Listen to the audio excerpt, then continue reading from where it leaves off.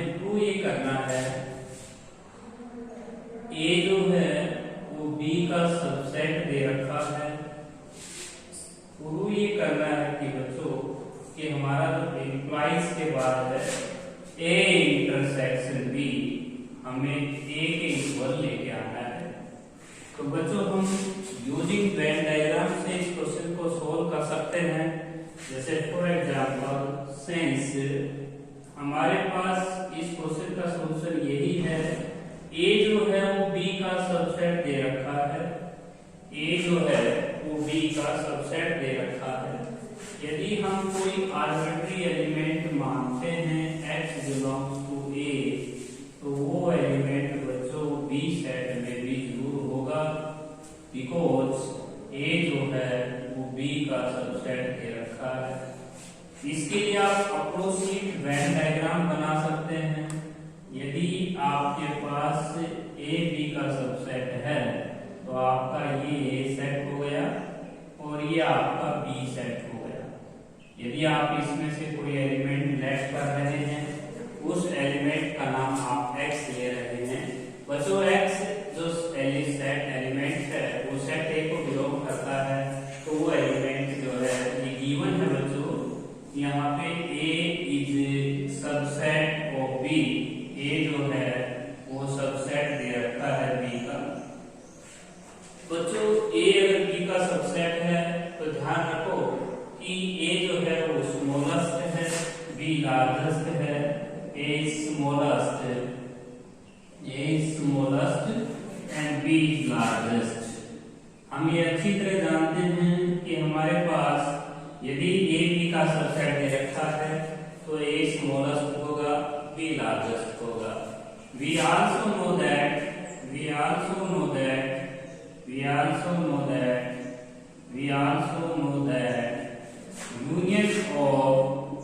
union of two sets, जो हमारी union होगी बच्चों वो two set is largest set, वो हमारी जो यूनियन होगी वो लार्जेस्ट सेट के इक्वल आएगी। तो बच्चों आपका क्वेश्चन यही था कि आपको ए यूनियन बी जो है वो आपको क्या लेके आनी थी, ए यूनियन बी आपको लेके आनी थी। तो ए इंटरसेक्शन बी हमें प्रूव करना था। तो हमारे पास जो सेकंड पार्ट प्रूव कर दिया है बच्चों आपने, ए union B is equal to B. तो बच्चों आपने ए union B is equal to B ला दिया। तो हमने बच्चों थोड़ा सा स्टेटमेंट चेंज कर दिया है, ये हमारा सेकंड पार्ट, फर्स्ट पार्ट में था, सेकंड पार्ट है। तो हमने ए यूनियन बी जो है हमने बी ला दिया है। बच्चों हमारे पास क्वेश्चन नंबर 11 ये है, यदि ए बी का सबसेट दे रखा है तो हमें ये प्रूव करना है कि ए यूनियन बी हमारी बी आए। तो बच्चों हमने एक आर्बिट्री एलिमेंट लिया सेट ए में से, वो एलिमेंट बी सेट में जरूर होगा क्योंकि ए बी का सबसेट दे रखा है। याद रखो हमेशा यदि ए बी का सबसेट है तो ए स्मॉलेस्ट है, बी लार्जेस्ट है। यूनियन हमेशा दो सेट्स की लार्जेस्ट सेट आंसर आएगा। A union is B equal to B. ये रिजल्ट तब फॉलो है बच्चों जब ए बी का सबसेट दे रखा हो। नाउ सेकंड पार्ट हम करते हैं तो हमारा सेकंड पार्ट ये है कि ए अगर बी का सबसेट है तो हमें बच्चों ये प्रूव करना है कि ए इंटरसेक्शन बी जो आएगा वो हमारा ए आएगा। तो बच्चों हमें जो प्रूफ देना है वो ऐसे ही देना है, ए is subset of B then A smallest and B is largest. तो यहाँ पे आप लिखेंगे इंटरसेक्शन ऑफ टू सेट्स। बच्चों हमारे पास ए बी का सबसेट दे रखा है, आर्बिट्री एलिमेंट आप एक्स एक सेट का लेते हैं तो एलिमेंट बी में भी होगा क्योंकि ए बी का सबसेट है। We also know that intersection of two set is smallest set. और यहाँ पे बच्चों जो स्मॉलेस्ट सेट आंसर आएगा, स्मॉलेस्ट हो जाएगा आपका ये। तो आप इस पोर्शन को सेट करें तो आपका ए इंटरसेक्शन भी जो आ जाएगा वो क्या आ जाएगा, ए आ जाएगा। नाउ क्वेश्चन नंबर 11 का जो थर्ड पार्ट है बच्चों वो हमारा ये है। थर्ड पार्ट आपका है ए यूनियन बी। हमें प्रूव कर ए यूनियन बी हमें बी के इक्वल दे रखा है, A union B equal to prove करना है बच्चों इम्प्लाइज के बाद ए सबसेट ऑफ बी। हमें ए यूनियन बी डी के इक्वल दे रखा है और हमें ये प्रूव करना है कि ए बी का सबसेट है। बच्चों इसके लिए आप काउंटर एग्जांपल लेंगे। ए आपको लेना होगा 1 2, बी सेट हमें लेना होगा 1 2। बच्चों अगर हम ए यूनियन बी करते हैं तो हमारा आंसर 1 2 ही आता है और 1 2 का नाम हम ले सकते हैं बच्चों बी, क्योंकि इस 1 2 सेट को हम बी सेट का नाम दे सकते हैं। बच्चों ये रिजल्ट है कि यूनियन अगर इक्वल लानी है, यूनियन अगर इक्वल है, union is equal to B set, ये हमें गिवन है। जो बी सेट के गिवन अगर आपको लेके आनी है तो ये तभी पॉसिबल है बच्चों जब आपको दोनों सेट्स इक्वल रखने होंगे। ए इक्वल टू बी, आपको दोनों सेट्स इक्वल रख के ही आप ए यूनियन बी भी ला सकते हैं, या आप यहाँ 1 2 या 1 2 3 ला सकते हैं। तो 1 2 3 ए 1 2 3 हो जाएगा, ए यूनियन बी हमारी बी के इक्वल आ जाएगी। बच्चों एक ही रिजल्ट है कि क्या ए इज सबसेट ऑफ बी, तो ये भी रिजल्ट हो जाएगा। यदि हम दोनों सेट्स को इक्वल रखते हैं तो ए इक्वल टू बी प्रूव होता है। यदि हम ए 1 2 लेते हैं, बी 1 2 3 लेते हैं तो हमारा ए बी का सबसेट प्रूव हो जाएगा। तो दो कंडीशंस हैं, या तो आप दोनों सेट्स को इक्वल रख सकते हैं क्योंकि कोई सेट अपने खुद के अगर इक्वल हो गया तो वो भी सबसेट होता है। तो बच्चों क्वेश्चन नंबर 11 में थर्ड पार्ट के अब आते हैं क्वेश्चन नंबर 12। क्वेश्चन नंबर 12 बच्चों एक कॉलम पार्ट में है, आपको वेन डायग्राम बनाना है। Question number 12 using Venn diagram, using Venn diagram, आपने वेन डायग्राम का यूज करते हुए डायग्राम प्लॉट करना है। बच्चों आपको वेन डायग्राम बनाना है ए यूनियन बी का होल कंप्लीमेंट। तो ए यूनियन बी का होल कंप्लीमेंट का आपने डायग्राम बनाना है। तो बच्चों इसके लिए आप कोई भी कंसीडर कर लें। आपने कोई कंसीडर कर लिया यूनिवर्सल सेट, यूनिवर्सल सेट हमने ले लिया 1 2 3 4 5 6 7 8 9। तो बच्चों आपने ये 8 तक ले लिया यूनिवर्सल सेट। कोई भी आप सेट मान सकते हैं बच्चों, मैंने अपनी सुविधा के लिए लिया है। ए सेट हमारा हो जाएगा 1 2 3, बी सेट हमने ले लिया बच्चों 3 4 5। इसके बाद हम ए यूनियन बी जो हम कर रहे हैं बच्चों वो हो जाएगी 1 2 3 4 5। इसके बाद बच्चों हम ए यूनियन बी का होल कंप्लीमेंट पढ़ेंगे। होल कंप्लीमेंट हो जाएगा आपका 6 7 8। ए यूनियन बी का होल कंप्लीमेंट का डायग्राम 6 7 8। इसका मतलब ये हुआ कि बच्चों हम वेन डायग्राम में उस पोर्शन को छायांकित करेंगे जिसमें 6 7 8 बैठा हुआ है।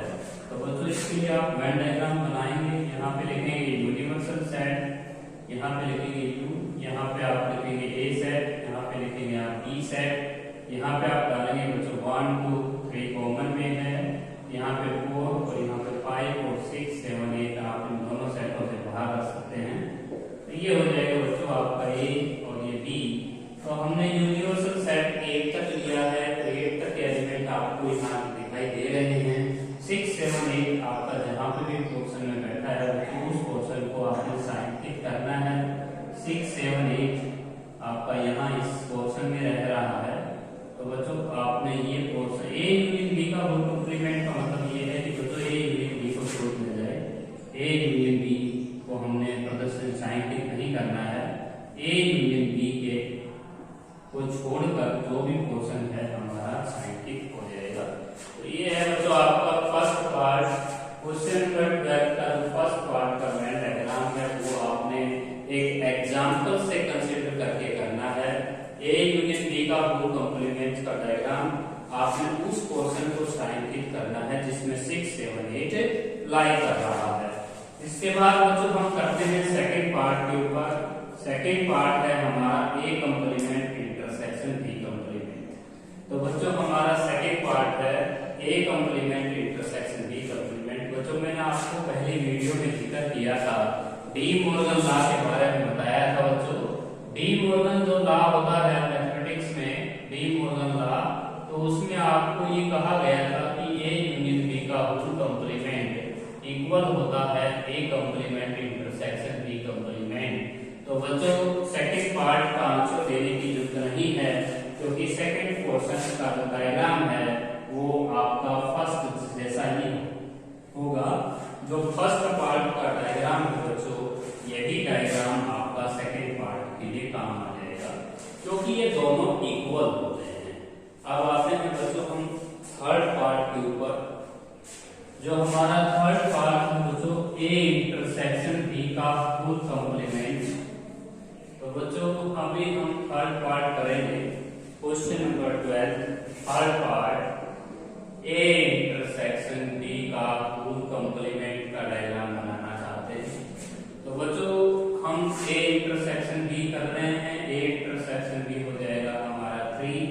ए इंटरसेक्शन बी का अगर कंप्लीमेंट लेते हैं तो 3 को छोड़ दीजिए और बाकी के यूनिवर्सल सेट में जो भी लाई करते हैं 4, 5, 6, 7, 8।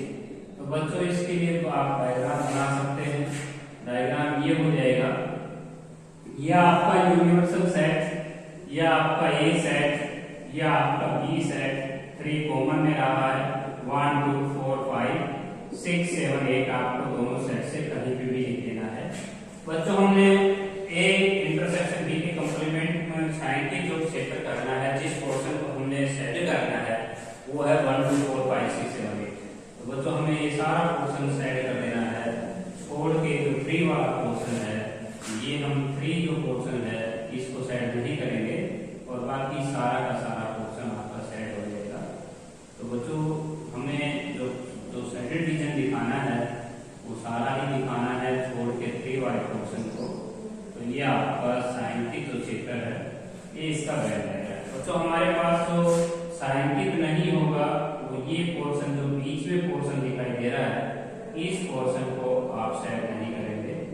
ये पोर्शन आपका रह जाएगा बिना साइन के, जहाँ पे 3 बैठा हुआ है, ये पोर्शन आपको सेट नहीं करना है। तो बच्चों थर्ड पार्ट का लाइन डायग्राम हो गया है।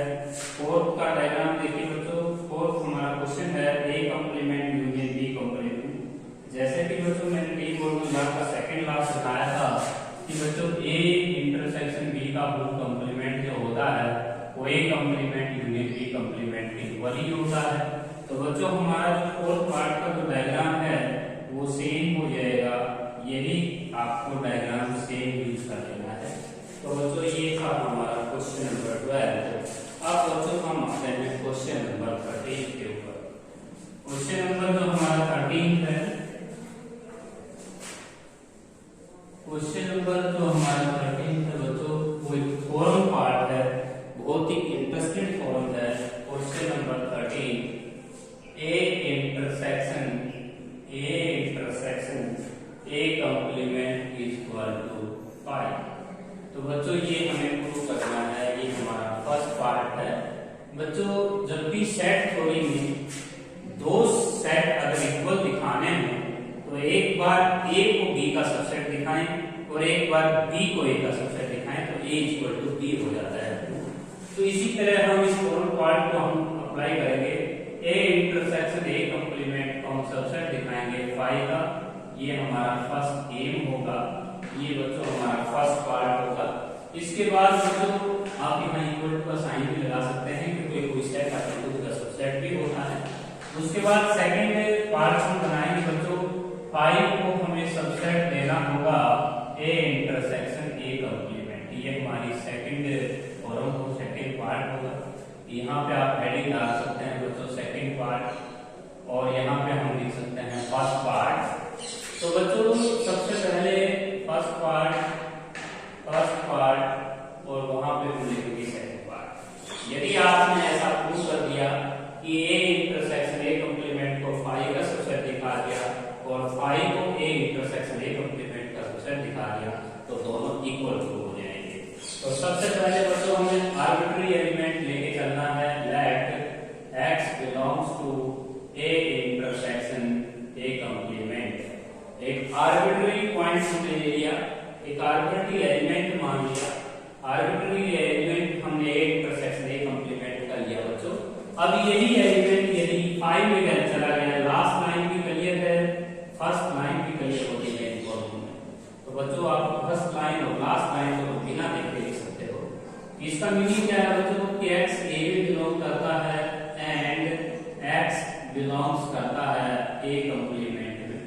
बच्चों ये कभी पॉसिबल नहीं होगा।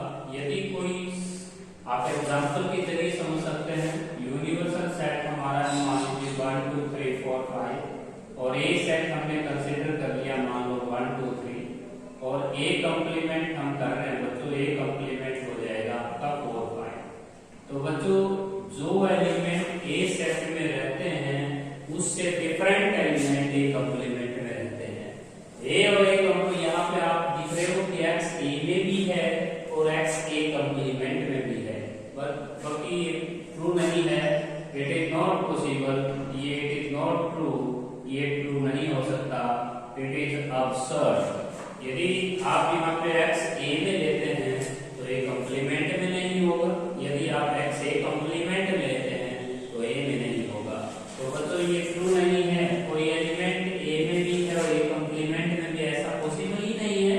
और अब आपको निष्कर्ष यही निकालना होगा कि एक्स एम्प्टी है, एक्स जो है वो एक एम्प्टी सेट को बिलोंग करता है, क्योंकि दोनों बातें गलत हैं, दोनों निष्कर्ष गलत हैं। बच्चों सेकंड पार्ट का प्रूफ देने की आवश्यकता ही नहीं है, क्योंकि हम जानते हैं वी नो दैट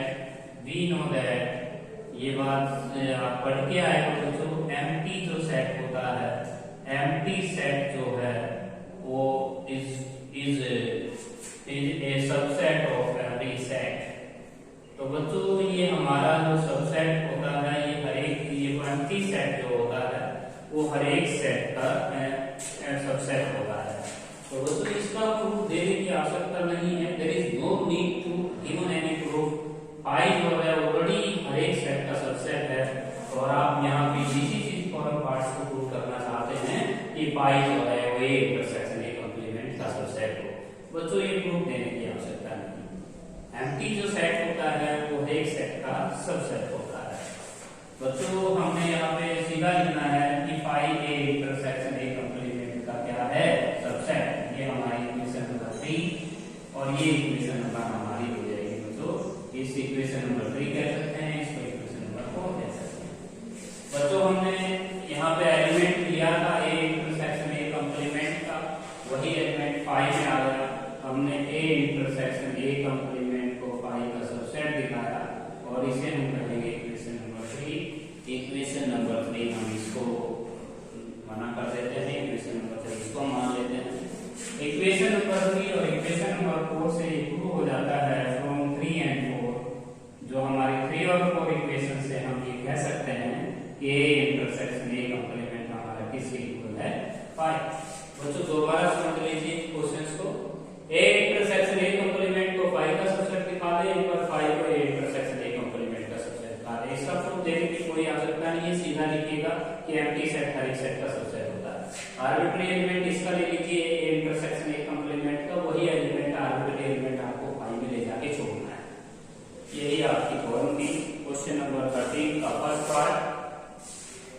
अब हम बच्चों करते हैं सेकंड पार्ट, क्वेश्चन नंबर 13 का जो हमारा सेकंड पार्ट है उसका सॉल्यूशन देखते हैं। क्वेश्चन नंबर जो 13 का सेकंड पार्ट है बच्चों, हमारा जो सेकंड पार्ट है वो ये है ए यूनियन ए कंप्लीमेंट जो है वो यूनिवर्सल सेट के इक्वल होता है। तो बच्चों इसके लिए हम क्या करेंगे, ए यूनियन ए कंप्लीमेंट को सबसेट दिखा देंगे यूनिवर्सल सेट का, और यूनिवर्सल सेट को हम सबसेट दिखा देंगे ए यूनियन ए कंप्लीमेंट का। तो हम इस फॉर्म को अगर इक्वलिटी लाना चाहते हैं तो दो पार्ट बनाइएगा। तो सबसे पहले बच्चों वी नो दैट, अगर आप ए यूनियन ए कंप्लीमेंट को सबसेट दिखाना चाहते हैं तो वी आल्सो नो दैट जो हमारे पास every set is a subset of universal set, every set is a subset of universal set। देखिए बच्चों जो हर एक सेट जो होता है वो यूनिवर्सल सेट का सबसेट होता है, ये भी रिजल्ट बिल्कुल ट्रू है। जितने भी सेट बनते हैं सभी यूनिवर्सल सेट के नीचे बनते हैं, सारे के सारे सेट जो होंगे वो यूनिवर्सल, एवरी सेट कोई भी सेट हो वो यूनिवर्सल सेट का सबसेट तो होगा ही होगा। It is truly true. आप यहाँ पे there is no need to given and proof,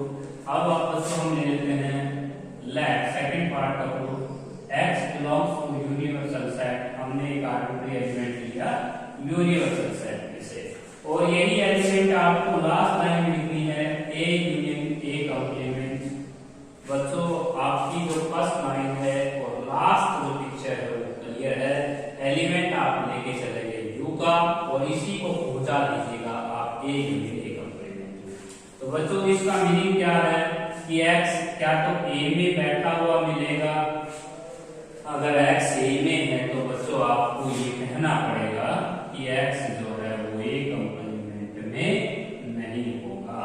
यदि x a का हुआ, या ये कह सकते हैं कि x a का हो या x आपका a कंप्लीमेंट तो कतई बिलोंग नहीं करेगा, क्योंकि x a में हुआ तो a कंप्लीमेंट में आएगा, ये नहीं आएगा। तो बच्चों ये बात सत्य है, यदि कोई भी एलिमेंट a सेट में है और वो दूसरे सेट में नहीं है, तो लेकिन वो यूनियन में जरूर लिखा जाएगा, तो x belongs to a union a complement. क्योंकि बच्चों इसका मीनिंग और होता है, और का मीनिंग है कि वो एलिमेंट यूनियन में जरूर आएगा। दोबारा देखिए, हमने एक आर्बिट्री एलिमेंट लिया है यूनिवर्सल सेट में से, क्या तो वो एलिमेंट ए सेट में है, ए सेट में अगर आप एलिमेंट मान रहे हैं तो वो ए कंप्लीमेंट में बिल्कुल नहीं होगा। बच्चों इस एग्जांपल के जरिए समझिएगा, यूनिवर्सल सेट आपने लिखा 1 2 3 4 और 5, और ए सेट आपने बनाया बच्चों 1 2 3। मान लो बच्चों आप x इसको कह रहे हैं, तो क्या ये ए कंप्लीमेंट में होगा? ए कंप्लीमेंट में बच्चों 4 और 5 होगा। तो बच्चों अगर आप x को लेट कर रहे हैं, माना कि x 2 है, तो बच्चों x ए कंप्लीमेंट में लाई नहीं करेगा। तो बच्चों लेकिन x जो है वो जो 2 है वो यूनियन में जरूर लिखा जाएगा। आप a यूनियन ए कंप्लीमेंट करके देख सकते हैं, 1 2 3 4 5। बच्चों ये तुमने x माना हुआ था, लेकिन ये यूनियन में जरूर लिखा गया है। आपकी क्वेश्चन नंबर 2 जो है फोरम जो है प्रूव हो चुकी है। नाउ बच्चों हम करते हैं थर्ड पार्ट की ऊपर। हमारा जो थर्ड पार्ट है बच्चों वो भी बिल्कुल आसान थ्योरम है, a इंटरसेक्शन 5 इक्वल टू 5। तो बच्चों इसका एक पार्ट तो बिल्कुल क्लियर है कि a इंटरसेक्शन 5 को हम 5 का सबसेट दिखाएंगे, ये हमारा फर्स्ट पार्ट हो जाएगा। और सेकंड पार्ट हो जाएगा बच्चों 5 को हम सबसेट दिखाएंगे a इंटरसेक्शन 5। तो बच्चों हम इस थ्योरम का प्रूफ नहीं देंगे, क्योंकि ये is truly true, 5 is a subset of every set. ये बिल्कुल क्लियर है कि एम्प्टी जो सेट होता है वो हर एक सेट का सबसेट होता है। तो there is no need to give any proof, इसका कोई प्रूफ देने की आवश्यकता ही नहीं है। आप इसे ऑलरेडी इसका प्रूफ मान सकते हैं। बच्चों there is no need to give any proof, there is no need to given any proof. तो बच्चों इसका कोई प्रूफ देने की आवश्यकता नहीं है। There is no need to given any proof because Fi is a subset of every set। हम इसमें से एक आर्बिट्री एलिमेंट लेके चलते हैं, let x belongs to a intersection 5। अब बच्चों इसको हम क्या लिख सकते हैं कि x a में है, इंटरसेक्शन को हम एंड बोलते हैं बच्चों, x belongs to 5। बच्चों ये बात तो बिल्कुल गलत है कि एम्प्टी सेट में कोई एलिमेंट कैसे रह सकता है। यहाँ पे बिलोंग्स टू को आप नोट बिलोंग्स टू कर दें, तो बच्चों आपका कंक्लूजन क्या आया? x बिलोंग्स टू क्या आया? a। x बिलोंग्स टू आया a। तो बच्चों हमें आर्बिट्री एलिमेंट जो लेके चलना था वो a इंटरसेक्शन 5 का लेके चलना था। दोनों बातों में से हम ले सकते हैं कि बच्चों कि हमारा x a में बिलोंग करता है, लेकिन जरूरत किसकी है बच्चों? इसको दोबारा देखिए बच्चों, x जो है वो a में भी है एंड x बिलोंग्स टू 5। तो बच्चों ये आपके पास देखिए एक सेट है एम्प्टी सेट और एक सेट है a।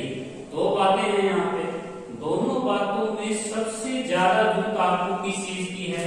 बच्चों आपने एलिमेंट इसका लिया, पहुंचाना इसमें है, तो आप इस बात को दोबारा रिपीट कर सकते हैं, x बिलोंग्स टू 5।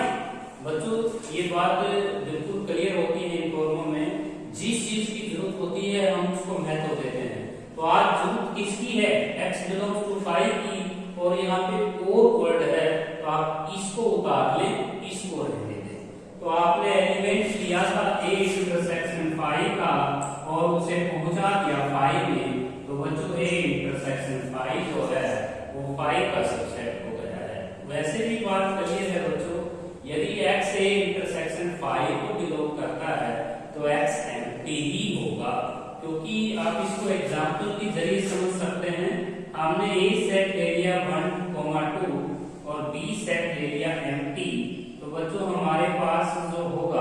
मान लीजिए आप ए इंटरसेक्शन बी कर रहे हैं तो ए इंटरसेक्शन बी आपका एम्प्टी होगा, क्योंकि बच्चों x अगर आप 1 को मान लेते हैं तो 1 तो ए इंटरसेक्शन बी में नहीं आया, इसलिए x आपको बिलोंग्स करना होगा एम्प्टी। नाउ क्वेश्चन नंबर आपका 13 का डी पार्ट का प्रूफ हम कर रहे हैं। डी पार्ट हम सोल्व करेंगे। क्वेश्चन नंबर 13 डी पार्ट है हमारा बच्चों, universal set intersection 5 is equal to 5। तो ये हमें थोड़ा प्रूव करनी है। तो बच्चों इसके भी हम दो पार्ट बनाएंगे। यूनिवर्सल सेट इंटरसेक्शन 5 को हमें सबसेट दिखाना होगा 5 का, ये हमारी फर्स्ट थ्योरम होगी। सेकंड पार्ट हमारा होगा बच्चों 5 को हम सबसेट दिखाएंगे यूनिवर्सल सेट इंटरसेक्शन 5 का। तो बच्चों जो हमारा जो सेकंड पार्ट है, ये जो सेकंड पार्ट है हमारा, इसकी प्रूफ देने की कोई आवश्यकता नहीं है। We also know that empty set जो होता है वो एक सेट का ऑलरेडी सबसेट होता है। तो बच्चों हम आर्बिट्री एलिमेंट किसका लेके चलेंगे, x belongs to universal intersection 5 का। हमने एक आर्बिट्री एलिमेंट ले लिया, अब इसको आगे अगर हम बोल लेते हैं तो x belongs to universal set and x belongs to 5। तो बच्चों क्या है, यूनिवर्सल सेट का मतलब होता है बड़े से बड़ा सेट और एम्प्टी सेट छोटा है। इसमें बच्चों कोई एलिमेंट जो है यदि यूनिवर्सल सेट इंटरसेक्शन 5 में कर रहे हो तो जरूरत किसकी है, x बिलोंग्स टू 5 की। तो आप यहाँ पे लिख देंगे x बिलोंग्स टू 5। तो बच्चों फ्रॉम 1 एंड 2 से आप इस क्वेश्चन की इक्वलिटी प्रूव कर चुके हैं, क्योंकि आपने एलिमेंट किसका लिया था, यूनिवर्सल इंटरसेक्शन 5 का, उसको पहुंचा दिया आपने 5 में। ये हो गया आपका फर्स्ट पार्ट का प्रूफ। सेकंड पार्ट ऑलरेडी आपसे सीधा लिखना है, फ्रॉम 1 एंड 2 दोनों के बीच में इक्वलिटी का साइन वो हो जाएगा। उसके बाद बच्चों हमारे पास लास्ट जो पार्ट है वो लिख लीजिए fifth part, A intersection universal set is equal to ए। तो बच्चों इस प्रॉब्लम को हम कैसे सोल्व करेंगे, वही मेथड है बच्चों, ए इंटरसेक्शन यूनिवर्सल सेट को हम ए का सबसेट दिखाएंगे और एक बार ए को सबसेट दिखाएंगे ए इंटरसेक्शन यूनिवर्सल सेट। तो बच्चों हम आर्बिट्री एलिमेंट लेके चलते हैं, let x belongs to A intersection universal set. इसको हम लिखेंगे x belongs to A and x belongs to universal set. अब बच्चों जरूरत किस चीज की है, आर्बिट्री एलिमेंट आप किसका लेके चले थे, ए इंटरसेक्शन यूनिवर्सल सेट का। एलिमेंट का पहुंचाना कहाँ है, ए सेट में। तो आपको लिखना है बच्चों सीधा x belongs to A. First जो पार्ट है बच्चों उसका हम लोग दे चुके हैं। Now second part, let x belongs to a। मतलब यदि x a को बिलोंग करता है तो आप लिख सकते हैं x a में अगर है तो a सेट जो बनता है बच्चों को यूनिवर्सल सेट के नीचे बनता है। यदि कोई एलिमेंट a सेट में रहा है तो वो एलिमेंट यूनिवर्सल सेट में जरूर होगा। तो x belongs to universal set. यदि x a में भी है, यूनिवर्सल सेट में भी है, तो दोनों के इंटरसेक्शन में भी है, a intersection universal set. Element लिया किसका था, ए सेट का, पहुंचा कहा दिया ए इंटरसेक्शन यूनिवर्सल सेट। तो बच्चों आपने ए जो है वो ए इंटरसेक्शन यूनिवर्सल सेट का सबसेट दिखा दिया फ्रॉम 1 एंड 2। फ्रॉम 1 एंड 2 से ये बात शुरू होती है बच्चों, ए इंटरसेक्शन यूनिवर्सल सेट आपने ए का सबसेट दिखाया, एक बार ए को ए इंटरसेक्शन यूनिवर्सल सेट का सबसेट दिखाया। तो बच्चों दोनों इक्वेशन से हम इक्वलिटी प्रूव कर रहे हैं। बच्चों हमारे पास जो इसी तरह जो लास्ट में ई पार्ट है बच्चों वो आपका सेम डू योरसेल्फ ऐसे ही करना है। इसके बाद बच्चों हम करते हैं क्वेश्चन नंबर 14। क्वेश्चन नंबर हमारा जो 14 है वो बहुत ही आसान क्वेश्चन है बच्चों, कॉलम पार्ट्स की तरह ही करेंगे ऐसे ही। चैप्टर नंबर हमारा फर्स्ट है सेट थ्योरी। चैप्टर फर्स्ट बच्चों हमारे पास चैप्टर जो है सेट थ्योरी में फर्स्ट है क्लास 11 एक्सरसाइज 1.3 क्वेश्चन नंबर 14। हम 14 क्वेश्चन का फर्स्ट पार्ट कैसे करेंगे देखिए। क्वेश्चन नंबर जो हमारा 14 है बच्चों बहुत ही इंटरेस्टेड है, थोड़ा मान के चलो आप a माइनस b जो है वो हमें सबसेट दिखाना है। ये बहुत ही आसान थ्योरम है बच्चों, वन साइडेड थ्योरम है। तो बच्चों हम आर्बिट्री एलिमेंट लेके चलते हैं, let x belongs to a minus b। हमने ले लिया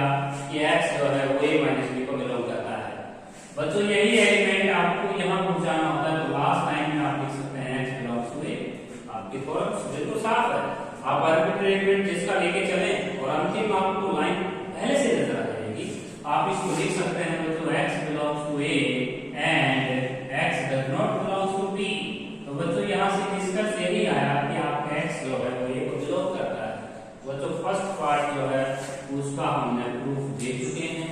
आर्बिट्री एलिमेंट हमने लिया a माइनस बी का, उसे पहुंचा दिया a में, यही हम चाहते थे। उसके बाद हम लेते हैं सेकंड पार्ट। सेकंड पार्ट है हमारा a union a equal to a। बच्चों यहाँ पे इक्वलिटी है, इसके हम दो पार्ट बनाएंगे। तो हमारा फर्स्ट पार्ट जो होगा वो ये होगा कि हम a यूनियन a को हम सबसेट दिखा देंगे, a यूनियन a को सबसेट दिखा देंगे a का, और एक बार a को हम सबसेट दिखा देंगे a यूनियन a का।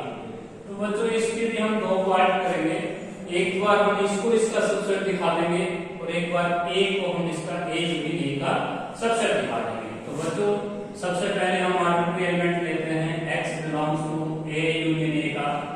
लास्ट में आपको पता है ये एलिमेंट कहाँ ले जाके छोड़ना है। बच्चों a यूनियन a में से एलिमेंट लिया तो आपने यहाँ छोड़ना है एलिमेंट। लास्ट लाइन लिख सकते हैं x बिलोंग्स टू a, कोई परेशानी नहीं। x बिलोंग्स टू a और x बिलोंग्स टू a, बच्चों ये दो बार लिखी हुई है, आप इसको वन टाइम्स लिख सकते हैं x belongs to a। Element आपने लिया a यूनियन a का, पहुंचा दिया a में, तो आपका a यूनियन a जो है वो सबसेट हो चुका है। तो बच्चों ये आपका फर्स्ट पार्ट का प्रूफ हो गया। सेकंड पार्ट प्रूफ देखिए, let x belongs to a। बच्चों यदि x a सेट को बिलोंग करता है तो हम इसको लिख सकते हैं x बिलोंग्स टू a और x बिलोंग्स टू a। ये आपको सब कुछ मालूम होता रहेगा, क्योंकि बच्चों आपने एलिमेंट a सेट कर लिया है और पहुंचाना कहाँ है, a यूनियन a में, और आप यूनियन को o से मतलब रिप्रेजेंट करते हैं। आप यहाँ पे लिख सकते हैं बच्चों x belongs to a union a। बच्चों आपने a को हमने सबसेट दिखा दिया a union a। Equation number 2 और इक्वेशन नंबर फर्स्ट से प्रूव हो रहा है फ्रॉम फर्स्ट एंड सेकंड दोनों के बीच में इक्वलिटी प्रूव हो गई बच्चों, a union a equal to a। तो बच्चों ये हमने इसका क्वेश्चन नंबर 14 का सेकंड पार्ट किया। अब बच्चों हम कर रहे हैं थर्ड पार्ट। क्वेश्चन नंबर 14 का जो थर्ड पार्ट है सेम इसी तरह करेंगे दोस्तों, सेम मेथड है उसका प्रूव करने का। a union phi is equal to a। बच्चों ये है हमारा क्वेश्चन नंबर 14 का थर्ड पार्ट। बच्चों ये इस फॉर्म में बहुत ही इजी होती है। a यूनियन फाई को हम सबसेट दिखा देंगे a का, और एक बार हम a को सबसेट दिखा देंगे a यूनियन फाई का। ये हमारे पास दो फॉर्म हमें करनी है, फर्स्ट पार्ट और सेकंड पार्ट। तो बच्चों हम आर्बिट्री एलिमेंट लेके चलते हैं, let x belongs to a union phi. बच्चों हम इसको लिख सकते हैं x बिलोंग्स टू a और x बिलोंग्स टू फाई। अब बच्चों आपको लास्ट लाइन पहले से मालूम है कि एलिमेंट लेके किसका चले थे, a यूनियन फाई का। इसे कहाँ पहुंचाना है, आपका मकसद क्या है, a सेट में ले जाना है। तो आप यहाँ लिख सकते हैं बच्चों x बिलोंग्स टू a। तो आपकी फॉर्म कंप्लीट हो गई है। a यूनियन फाई को आपने a का सबसेट दिखा दिया, तो ये आपका सेट दिखा दिया है, आपने शो कर दिया है।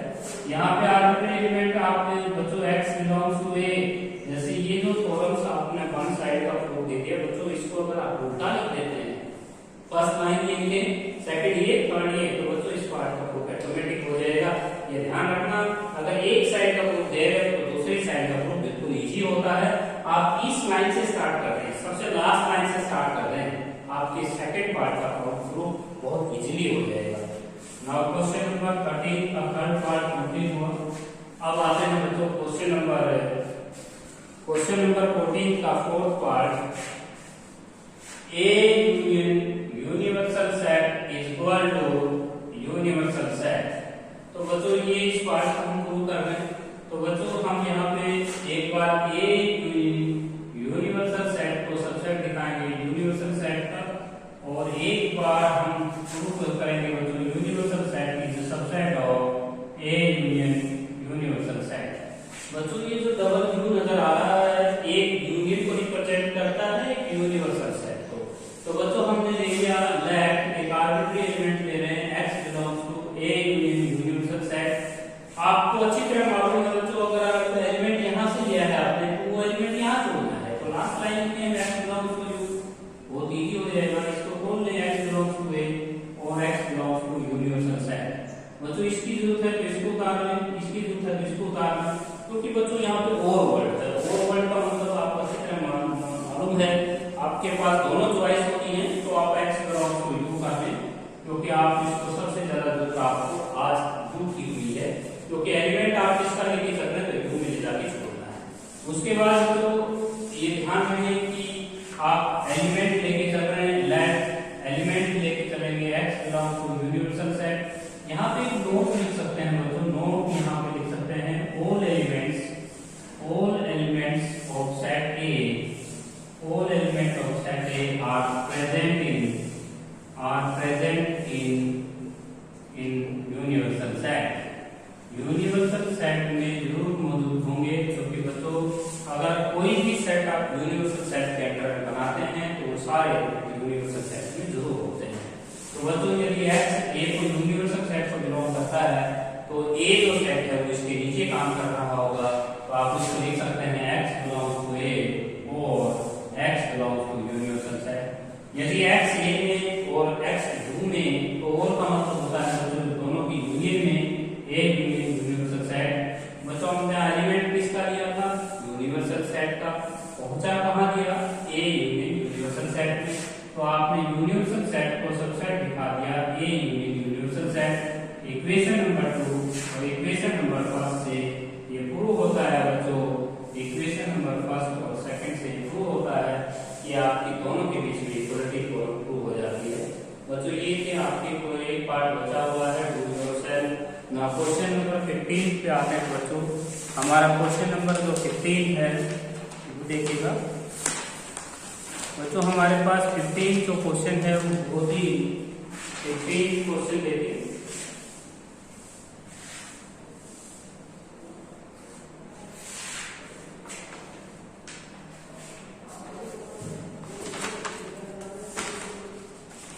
क्वेश्चन नंबर जो 15 है बच्चों वो हमारा है बहुत ही कंडीशनल्स हैं। ए हमारे पास फॉर्म है question number 15, if and only की फॉर्म है ए is subset of B then imply if